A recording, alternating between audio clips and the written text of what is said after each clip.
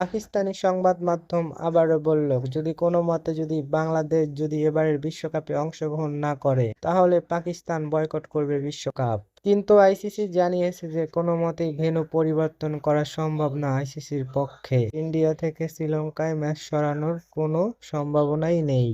তাহলে কি শেষ পর্যন্ত পাকিস্তানও বয়কট করবে এবারের টি-20 বিশ্বকাপ? পাকিস্তান যদি কোনো মতে যদি বিশ্বকাপ বর্জন করে সেই ধাক্কা কি সইতে পারবে আইসিসি ও ক্রিকেট পুরো বোর্ড? বাংলাদেশের অভাব না হয় নেদারল্যান্ডকে দিয়ে পুষিয়ে নিল, কিন্তু পাকিস্তানের অভাব তারা কি দিয়ে পোষাবে? আইসিসি তো সরাসরি জানিয়েই দিছে বাংলাদেশের ম্যাচ কোনো মতেই সরানো সম্ভব না ভারতের মাটি থেকে। যদি খেলতে হয় তো ভারতের মাটিতে গিয়েই খেলতে হবে বাংলাদেশের বিশ্বকাপ। বাংলাদেশও নিজেদের কথায় এখন পর্যন্ত অনড় আছে, তারা কোনো মতেই ভারতের মাটিতে গিয়ে বিশ্বকাপ খেলবে না। প্রয়োজনে বিশ্বকাপ বয়কট করবে, তারপরও ভারতের মাঠে গিয়ে বিশ্বকাপ খেলা কোনো মতেই সম্ভব না, এবং কি পরিস্থিতি নেই ভারতে যে বিশ্বকাপ খেলার মতো।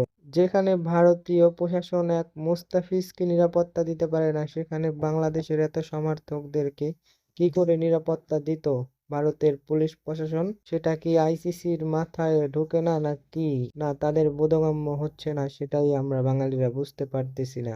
যাই হোক, দিন শেষে কি হয় দেখা যাবে। এতক্ষণ সাথে থাকার জন্য ধন্যবাদ।